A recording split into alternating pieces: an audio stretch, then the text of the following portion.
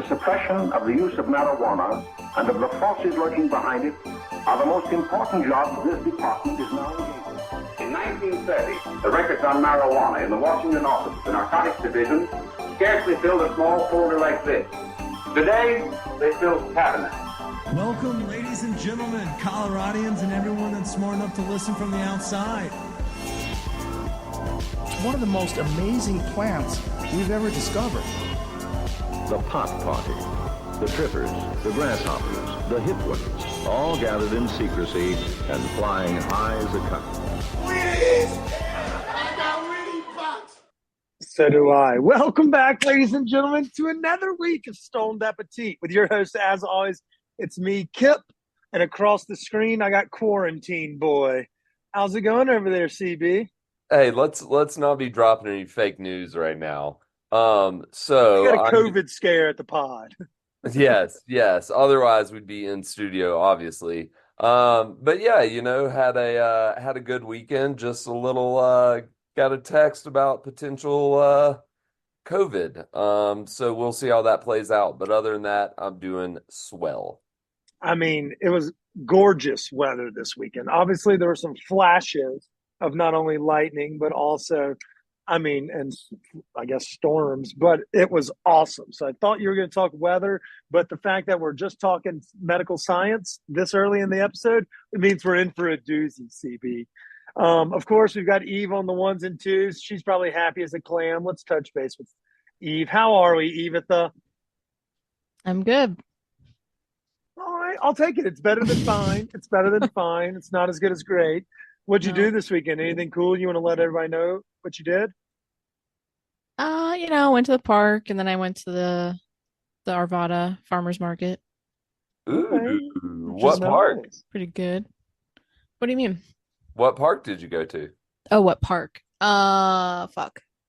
I don't remember, but it was a nice little park. It wasn't like Chessman or Cheeseman. Whatever. It's all right. We don't shame here for mispronunciation. I do it on a regular basis. But at the same time, those quaint little parks, those are equally as fun. Sometimes they're even better because you don't have to deal with people. And as we both know, Chris, Eve hates people. So that may have been the perfect location. I'm guessing you picked up a good book and you're not going to tell anybody about it again this week? I just didn't really enjoy it, but I think other people would like it. So I can. Right. We'll talk about that and more. But before we do that, let's give a shout out to our sponsors of the pod. It's our friends over at Pine Melon Market. If you weren't able to pull an Eve and go to the farmer's market this weekend, maybe your schedule is too busy or you work the weekends. That's what Pine Melon is here to help. They have a free 2-hour delivery window for all patrons inside their delivery zone, from Boulder to Denver to Golden, hell, all the way out to Aurora. They've got you covered. In the dead of heat this summer, don't bother packing up the car full of kiddos, trying to unload them into a grocery cart. Go in and getting all your supplies for a week of dinners and lunches just to hold you over, despite the fact it takes an hour to make that process happen. You can do it from the confines of your home or your office. That's going to pinemelon.com. And if it's your first time shopping with Pine Melon, you can use promo code STONED, as in I am stoned doing this podcast. Use promo code STONED and you get $60 in free groceries. And if you've already used that promo, fret not. Check your inbox, because just today I got an alert that we got 10% off as a frequent flyer with their grocery services. So they also reward those that are regular shoppers on their website. And the best part about it is, with them working with 200 plus farmers, meat purveyors, fruit stands, millers, grains, anything and everything, they've got you covered. And you'll be supporting local businesses right here in Colorado. Obviously, the scallops aren't from Colorado, but you can get great grass-fed beef. You can get your hot dogs for the grill. You can get the burgers for the park sesh, or even just your charcuterie for hosting. No matter the situation, Pine Melon has the solution. Head over to pinemelonmarket.com or pinemelon.com and start shopping today. Also, shout out to our friends over at Seed Money Consulting.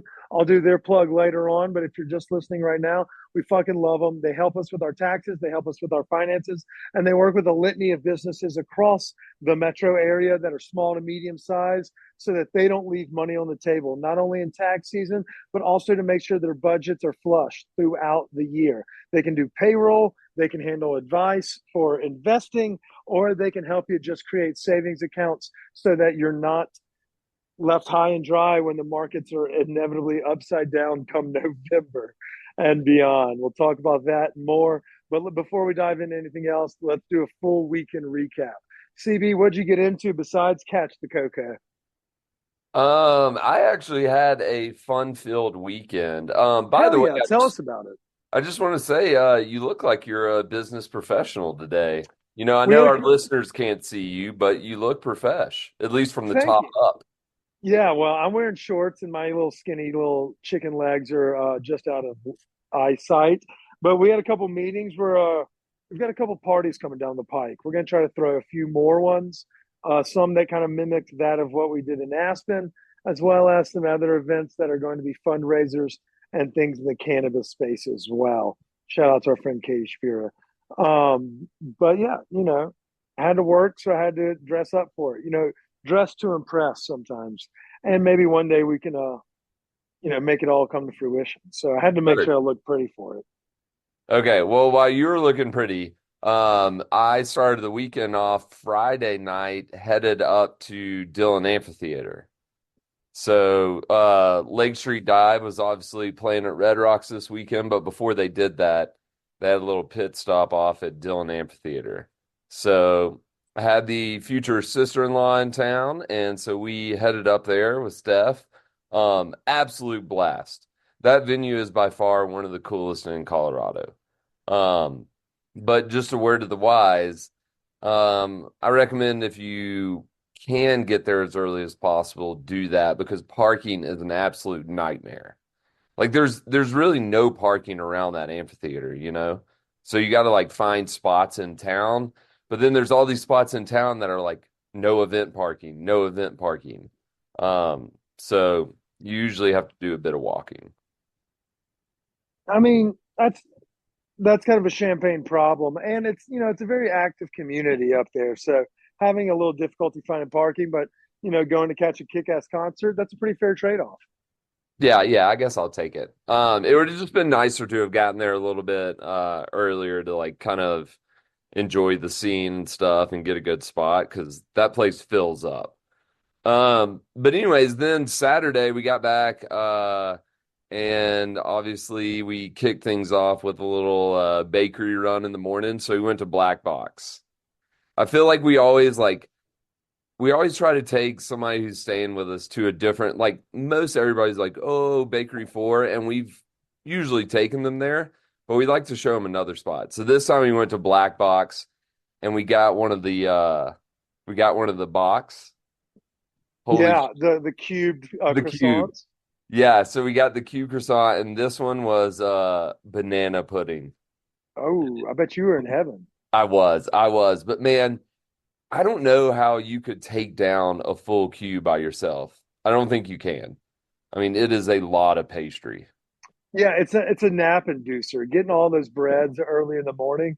The people of the Southeast would love those fucking things. Things of that nature. Yeah, they're massive, and I don't understand how they keep the integrity of everything in the cube form and then fill it with that like kind of whipped filling that is so soft and pillowy. But like the layers of it stay crunchy and yeah, it's fucking fantastic. I mean, Chef Ariel and the team over there, they fucking slay it. We obviously did that collab with them for our Wake and Bake special where we did the croissant with dialed in liquid THC. It was fucking good. I mean, everything they make over there is good. And it's a great location too, especially in the summertime. Like on Monday nights, I think they're doing Top Gun Maverick tonight.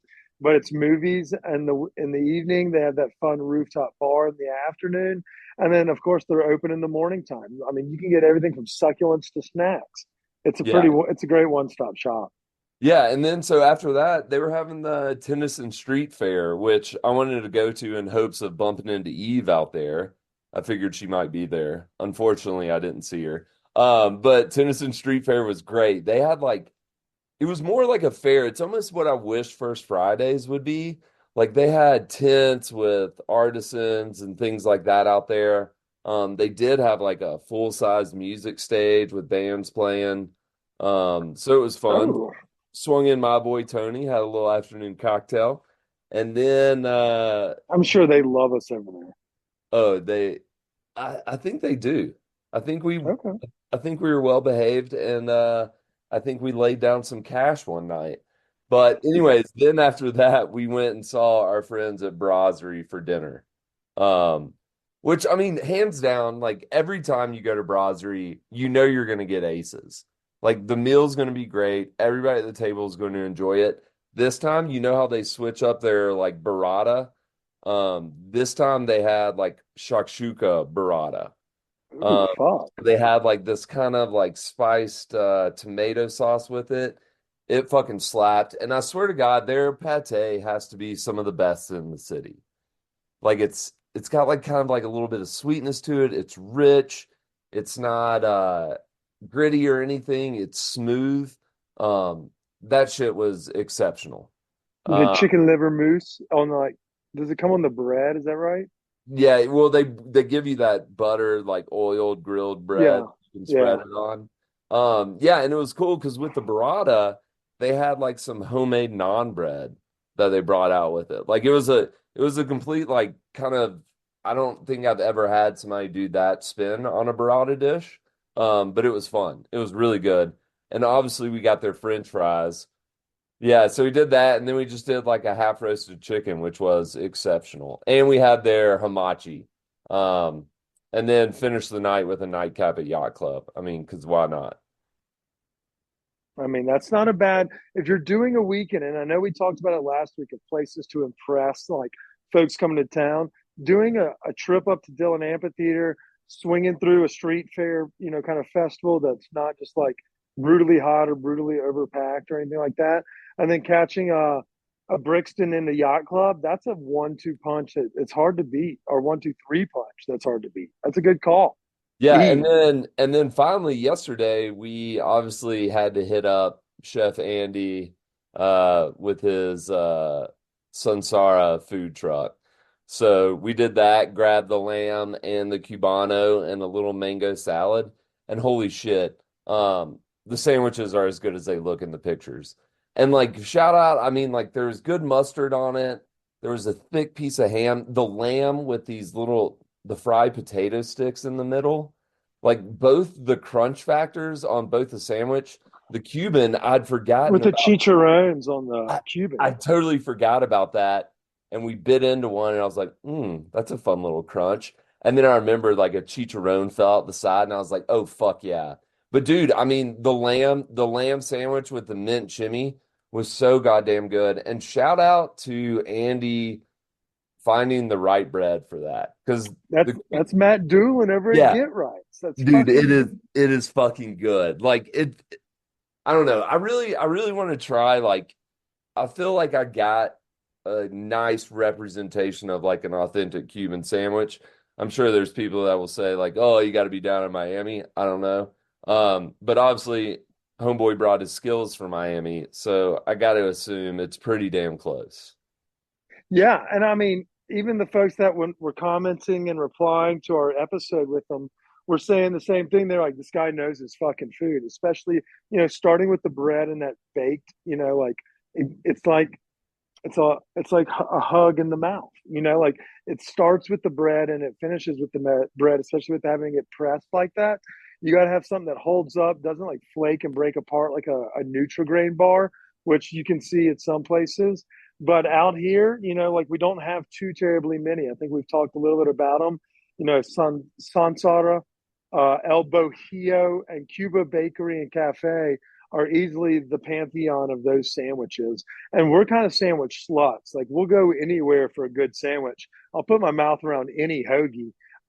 It just, we want to find the best of the best, and so we're just doing our due diligence out here. And Chris is giving it the South Beach stamp of approval.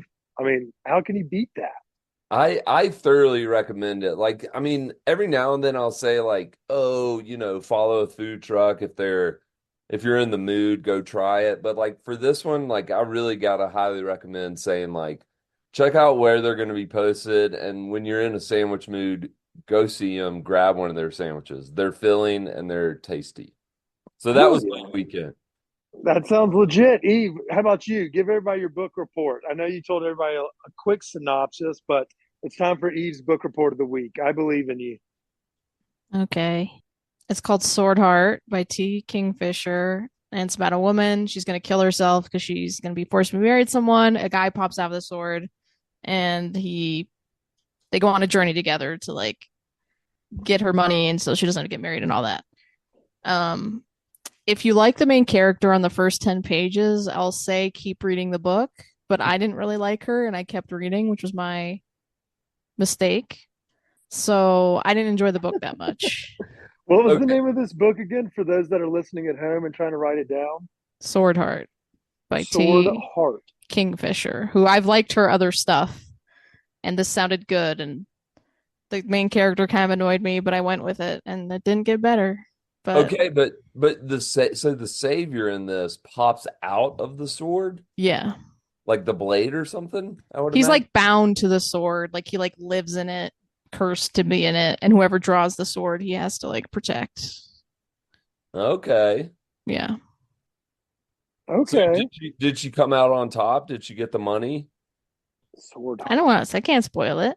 No Okay, yeah, spoilers, Chris. no Come on. spoilers. We're trying to get Okay, folks to pick up a book every now and then, as it's very apparent most of America does not. yeah. So earlier we were talking about, which I got to get your opinion, and I think everybody should hear it. What's your beef with Glen Powell? Oh, well, then Chris just jumping right into it. We might as well, let's have some couth in the conversation, Chris. For those that don't know, my weekend, I am on day 4 of sobriety, and Chris is Sure. fucking, I don't well, I believe mean, that. sobriety meaning like no drinking. Nope, I hung out not no drinks at all. 4 days, not even a 4 sip. days. No, I'm Not clean. even. Okay. I had a Coca-Cola at my meeting today where everybody else had beers. I was Wow. home cooking and chilling with Mo this weekend, but we did break off to go to a movie theater.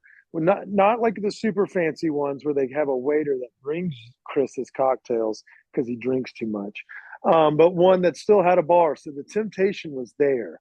But I went to see the new Twisters movie. And on the pantheon of excitement levels, it's not as good of a movie as Top Gun Maverick, but it's unbelievably entertaining and it follows the same kind of plot guides as the first one. So like it Do they kind of reference the flows. first one at all? Or is No, this like no, a no, no. separate? There's Okay, okay. oh no, no, there are subtle plots that are in it, like Dorothy the machine. That Oh, premise but they didn't is do a thing technically where it's like, oh, Helen Hunt was my mom or some no, bullshit. no, no. There was Okay, no like plot tie that way. okay. So Glen Powell, Eve's man crush, is the False. protagonist. Yes, we know, Eve. We know you hate things that people like. But the protagonist of this, and he is a YouTuber, and not like the shitty YouTuber that we'll talk about, like Denver Food Guy or the Mile High Food Guy or OCN. I'll shit on those guys before we finish the episode and talk about that drama from last week. But he has a YouTube channel where he kind of does meteorology, like for those that are a little bit off the cuff, a little bit more whimsical and fun. And there's another team, very much like the other plot, where there was a money filled team and another one. Well, the female protagonist it starts out working with the people with money, not realizing that they could technically be bad people, very, rich, but also not in it for the sport of it or trying to like better the world because of their research. But Glen Powell's team is, and you learn a little bit more about it. So what comes off as like cocky and self like impressed also shows that he has an ethos throughout the movie. And so you soften up on him and about 2/3 into the movie, you're just cheering every which way for Glen Powell to be successful. And so I personally thought it was really quality in terms of entertainment value, like getting out of reality for 2 hours, over the course of the weekend, which I think we all probably could have benefited from that. Chris, you probably did it with the concert, but like the world's just kind of fickle right now. Anyways, there is some overacting. I'm not going to say that anyone's getting an Oscar in this movie, but they have kind of like similar personalities to the first one. Like the person that kind of would be the Philip Seymour Hoffman of the first movie in this one, he is fucking hysterical.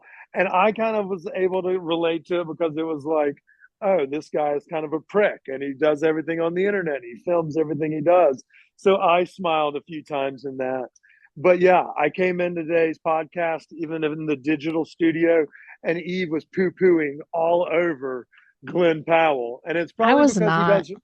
Yes, you were. You were You like, said something about you said a statement that was over the top. I was saying, Yep. I see why America loves him. He is a movie star. Like he does from the Maverick. Like he was very much a role player with Tom Cruise in that movie. I didn't see the Sydney Sweeney rom-com, so I can't speak to that. But he did Hitman, which was kind of cheesy. And this one, I am now on Team GP. Not to be confused with Team DP. I do love a Dr. Pepper. But Eve, go ahead and tell everybody why you hate the summer blockbusters protagonist. I don't hate him. I don't. I just he doesn't do anything for me. That's all. Like, that's it. Like who does it for you? Like who's someone like that is true. I want to know. I would love to. I've never heard her say anything positive about anyone that's alive and doing movies, unless it's like she's probably like, oh yeah, Woody Allen's innocent. He definitely didn't do that. Fuck you. Okay, don't so even. Who's a movie person that you actually would go see a movie if they were in it? Is there anybody that's appointment viewing? Is it Meryl Streep? I mean, that kind of feels up your alley, like very Devil Wears Prada. Sure. He's fine. I mean, I like Emily Blunt. Okay, she's cool. So did you enjoy, what was it, The Quiet Place? Was that her? Yeah. I enjoyed The Quiet Place. Yeah, the second movie sucked, and I'm not gonna see the prequel that I think is out now. The Super Quiet Place? Whatever. No. With Lupita, but what other movie? What other movie is Emily Blunt in that she just rocked your socks? When she was Mary Poppins. Oh, I liked Mary Poppins. I won't lie. I've never seen the new one. It was good. I liked it. They made her nicer in it, Mary Poppins, the character. She wasn't mean in the first one. She's not mean, but she's kind of short, uptight. Yeah. Never really smiles, and like Emily Blunt said, like they actually made a point to like smile in the movie. I like both movies, but yeah, and she came up with like Devil Wears Prada. Oh yeah, look at that. Edge of Tomorrow. Yeah, Edge of Tomorrow's great. Good too. Okay, so Emily Blunt is on your pantheon of you'll go. It's appointment viewing for Eve. Yeah. Is she in the new Deadpool movie? Maybe we could all go to that. I don't think so, but don't tell me. I don't want any spoilers. I won't tell you. I'm trying to look at anything from Deadpool. Yeah, even though some headlines have come up and I've been like, "Fuck," because they revealed someone who's going to be in it, and I was pissed. But I won't say it. So, I can't wait for our group episode that day. Are you a big Ryan Reynolds fan? I like him. Sure, I like Deadpool. It's like the one Marvel movie I'll still go see. What if Glen Powell was Deadpool? Please. Is it because he's got like a sharp tongue and he just like kind of like makes light of the whole Marvel world? Is that why you like Deadpool? Sure. It's more interesting. Yeah, it has a more interesting take than all the other Marvel movies. And I don't know. I'm just like superheroed out. You know what I mean? Since like 2020 or before that. Like once they did the Avengers Xfinity War, like that was already pushing it for me. Like I saw it, but I was like over it.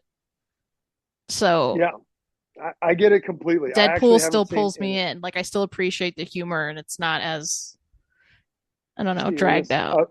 Yeah, that's fair. Hey, we're going together, but I seriously would recommend Twisters.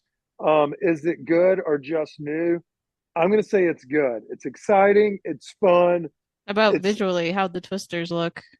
The twisters are really cool, and it's Okay. kind of neat. Like a lot of people die.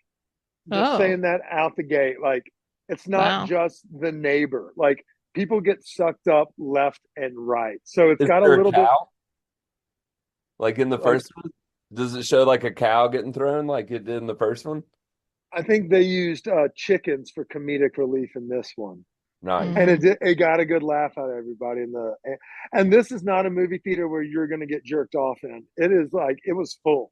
Like it was 88% full. Like don't plan on like having the theater to yourself unless you're going at like nooner. But if you're going on a weekend, like you're going to be in there with kids, adults. Like it was a fun time. I think everyone enjoyed it. Here's a question I have for you before we go into the rest of my weekend, which wasn't too strenuous, but are y'all in the camp of clapping at the end of the movies? And do we put them in the same camp of weirdos that clap or stand up early on airplanes? Because I obviously don't clap, but people clap at the end of movies. And I'm wondering, who are they clapping for? And do y'all know anybody that does this? Like the people that probably go to Marvel movies probably clap a lot. Not I do Deadpool, but like the other ones. I do not know anybody who does this. And I think they're the same type of people that do clap when the plane lands, and I'm against both of those.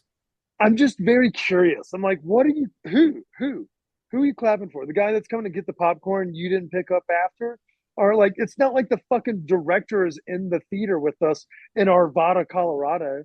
What are you clapping for? It's not I, live theater. yeah, like, yeah, exactly. If it was, that counts. I would understand that. But I mean, for Twisters or for Inside Out 2, why are we clapping? What are we doing? Eve's got to look like she's clapped before. No, Oh well, yeah. Anytime Emily no, Blunt's no. on screen, it was an Oscar performance. No, clapping at the end is kind of weird. But if it's like, I kind of view it as like, wow, you were so like emotionally into this movie and happy about it. Like, it doesn't bug me. Like, I think it's kind of weird at the end of a movie, but I just think like, oh, you must have really enjoyed it and like had all the feelings. So sure, clap. I don't care. Okay. Yeah, I So mean, I I wouldn't guess. like if I was on a date with someone and they clapped, I'd be like, we're gonna have a little discussion. But like Okay. That gives you the there'd be ick. a It little gives you judgment. the ick. I'd be Yeah. like, what do we? Especially if it was like Twister. Like if it was like a really like you saw Schindler's List or something. I don't know, something like that. Sure, Well, maybe I'll what let the it. fuck? And you're Why is that crying. the other one? Why I was that the other side of the I don't like? Oh, know. or movies about the A really Holocaust? emotional gut punch movie, and you're like crying and clapping. I'll let it slide. But you're like, yay, Twister, clap, clap. I'd be like, come here, I let's let's I could talk. see I could see Stop Eve being it. on a date. I could see Eve being on a date and the person claps and then Eve texts her friend and is like, "So I was on this date. Everything's great. He's Fucking a theater clapper. It's Oh, like an episode of Seinfeld. I'd talk to him about it. We'd have a little discussion. I mean, that's totally fair. I would too. And I feel like it's kind of one of those things where it's like if a kid is like playing with the thermostat or the volume, you'd be like, stop it. What are you doing? Like, don't do this. Like it's like Especially what if he was the only one that clapped, like no one else was clapping, and he was like, "Yeah," I'd be like, "Oh fuck!" Like you have like, no social awareness. yeah, and I mean, I would have guessed that maybe one person led the other one, but Right. hearing it may have been two people. There was a second Only clapper two for people sure. clapped? I mean, out of a theater of 44, that's That's still not a way too lot. high. That's That's like 4%. that's That's way too embarrassing. high. If it was like a crowd, because you said kids were there, so I assumed the kids maybe would clap. But if it's only two, that's embarrassing. That's embarrassing. I mean, yeah, I was like kind of taken aback. And I think I even said to Morgan, I was like, do people clap at movies Well, what do still you think about ever? clapping when they clap in like the middle of a movie?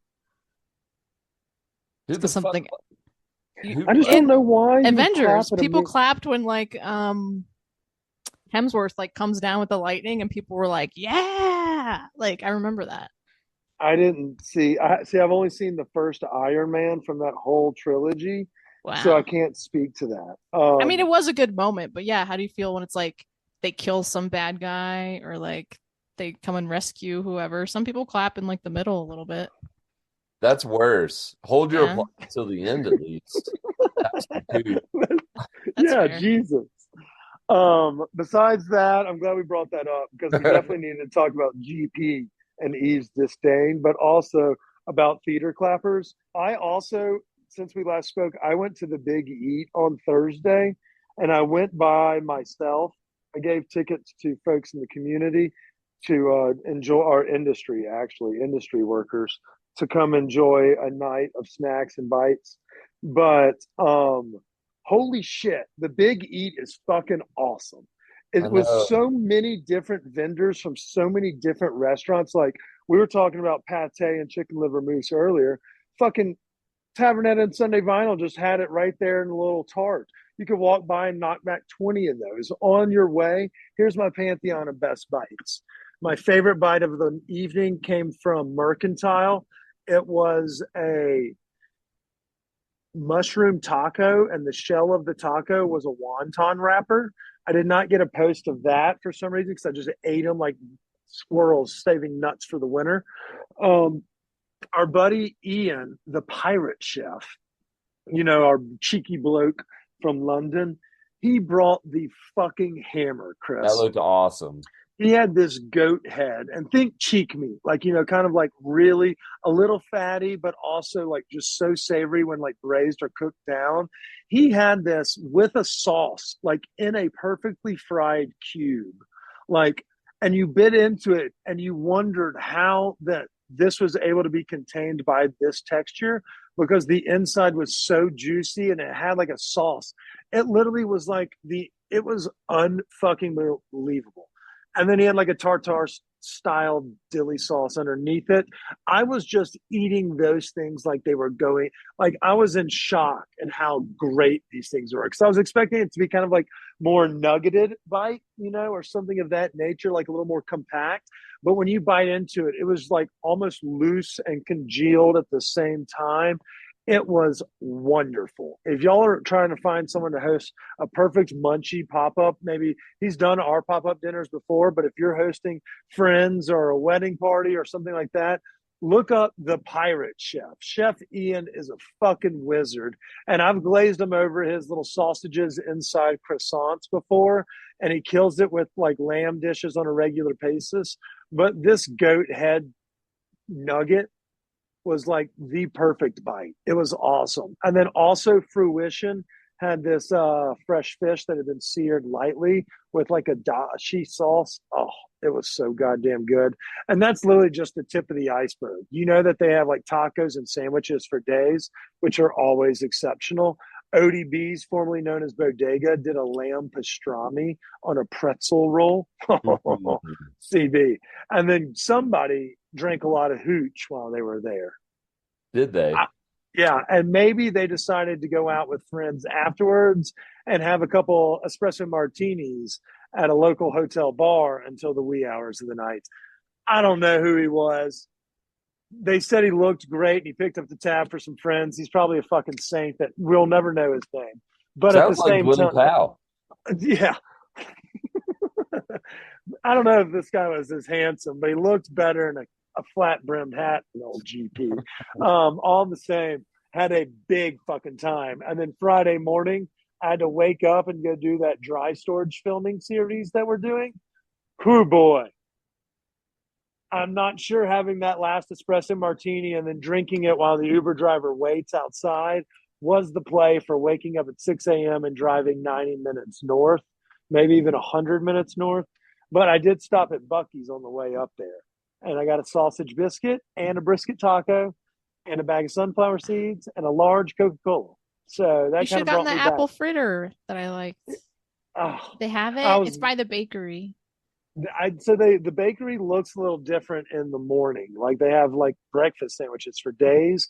And Ethan, the video cameraman doing like the docu-series, he had never been there at all. So he went and got the brisket sandwich, which they had like tucked away in a corner so that they could like move all the breakfast stuff. So he had to like go hunt it down. The breakfast taco, very good. The tortilla was exceptional. It was a great flour tortilla, fluffy, even rolled up for a couple hours and then eaten was great. You just want to have an extra sauce to go with it. The breakfast sandwich left a lot to be desired. How was It the just biscuit? Was it like the an actual? biscuit was the problem, and it feels Oh, like they okay. do make them in house. Like the insides are fluffy, but the outsides are kind of dry and hardened. So I may Uh, have just grabbed one that had been sitting on the shelf too long. But on a Friday morning at 7:30 or 8, and it was once again busy as it was when us three went. Like all the gas station pumps were pretty much full, and there was a line to check out. You would think they were turning them quicker so that the biscuits wouldn't sit as long, but the biscuit itself left a lot to be desired. So I'm not going to say pass on the breakfast items. I would just say maybe get two and make one of them a breakfast taco or burrito so that you're not left dissatisfied, because I know that Bucky's would be upset. And then I went to dry storage. I learned about their milling process, and then I got to have lunch there. And their onigiri fucks so hard, as does I stole some bread from Kelly because I'm an asshole, and it is delicious. I'm still slicing it up and putting some nice fresh cultured butter on it. So that pretty much wraps up my weekend. I think pretty good about it. I ran into Frank Bonanno, Chris, over the weekend as well at the Big Eat. He swears to God he's not trolling us with his fucking food videos. He Dude, swears he is not. He has to be. I still don't think he's telling us the truth. And he was like, I'll come on the podcast if you'll come eat in the restaurant, which was kind of almost a deal breaker. But we've got to fucking find out because it's baffling. I can't. I mean, I even told him as much. I still think he's lying to me, and he is trolling the whole food community. It was dude, so funny laughing with him. yeah, there's no fucking way he's not trolling. And if indeed he is not, then there's some scary shit going on down there. Because like, I mean, I mean, the pasta sauce, the toad in the hole, the orzos. I mean, they all are so goddamn funny. He has to be fucking with us. I I mean, refuse to believe him. he burns everything, and then like they're all just gross dishes. And then even in some of them, you see other kitchen staff like kind of having like weird fucking looks, like what's going on here? And the comments of those videos are just too good. Like I've wasted at least an hour of my life scrolling through, watching several different videos, and then reading all the comments. They are so good. Like, he made me laugh. I was like, "Are you trolling us?" And he was like, "I don't know what you're talking about." And I just started dying out laughing. I was like, "Frank, you're posting this shit on the internet, and people are sending it to us in droves. We're talking about it on the internet. Chefs are commenting. You have to be trolling us." And he was like, straight face. He was like, "What are you talking about?" So I think he's still fucking with me about it. But I mean, I had to ask him. I had to approach him and say, "Hey, are you fucking with me or not?" And he I swears think he's not. I think we need to go in there and ask him to make a toad in the hole like he normally does, and then watch him eat it. And make him eat. Well, I mean, there's no way he's serving that to guests because I don't think he's actually working the line. But at the same time, goodness gracious, I forgot about that completely. That should have been in my Big E conversation. Fuck, he's sustain. Those videos are so fucking funny, and I think they're intentionally funny, and he's making it sound like they're unintentionally funny. So we're gonna actually have to talk to Frank. Yeah. Oh, all right. Did we miss anything else, Eve? We cover everything. Oh yeah, POTUS is not going to run for re-election. I mean, it kind of gives him the green light Go out that with a he could. bang. Yeah, I mean, he's got presidential immunity as well. So realistically,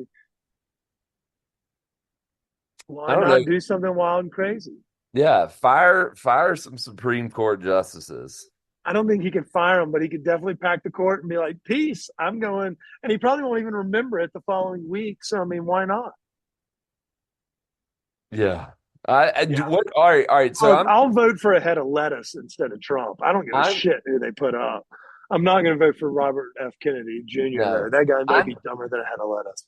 I'm not necessarily a conspiracy theorist, but like, do you think he really had COVID, or was this just kind of a way of, you know, softening it? Like, was this part of the plan to announce that he wasn't going to run?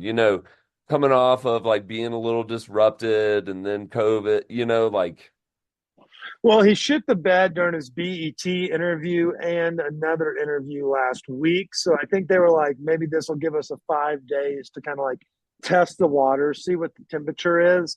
And then I think when Nancy Pelosi was like, hey, you've lost my support, she's the most powerful asshole in DC, and Mitch McConnell, that slimy fuck, was as well.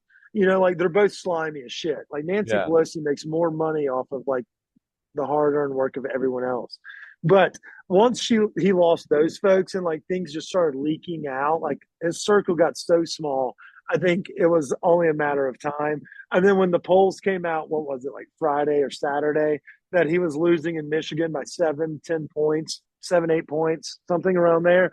I think they were like, okay, it's time. And I mean, I think it was time. I think everybody knew that in 2023 as well. But at the same time, who's really pissed off is a bunch of Republicans who just spent their whole convention campaigning against Joe Biden. And now all of that content is moot. I'm sure they'll come up with another cheeky euphemism for fuck Kamala or Kamala. Kamala? One of those two. But I can only imagine it's going to get real awkward here in the next couple of months. So we will not be your political people, advisors, or anything of that nature. You'll know where we stand. And if something more preposterous happens, like, we'll talk about it. But between the assassination attempt and president dropping out of re-election, it's going to be an interesting dynamic coming up through November. Football season, watching all those commercials on fucking ESPN and ABC, is going to be unbearable. Who do you think is going to be VP? You're going to have to pick one of those white bread governors from the middle of the country so you can appeal to hardworking blue collar folks. So someone out of like Ohio, someone out of Kentucky, the dude from Kentucky could do it. I think the person out of Arizona was floated as well. And then some folks said Josh Shapiro or whatever his name is out of Pennsylvania, because that's a big swing state, depending on what his approval levels look like. But I don't follow that closely. I really use Twitter for the most of it. And that place is toxic as fuck these days. And it's only going to get worse because Elon gives so much money to old DJT that he's just going to filter everything to make it look like his team is winning. So TBD. But at the same time, it's going to get contentious. We should do some bets. We'll have to come up with some good bets on like turnouts in states and things of that nature. But who knows? I want to give a shout out to the folks at Golden Prairie Farms.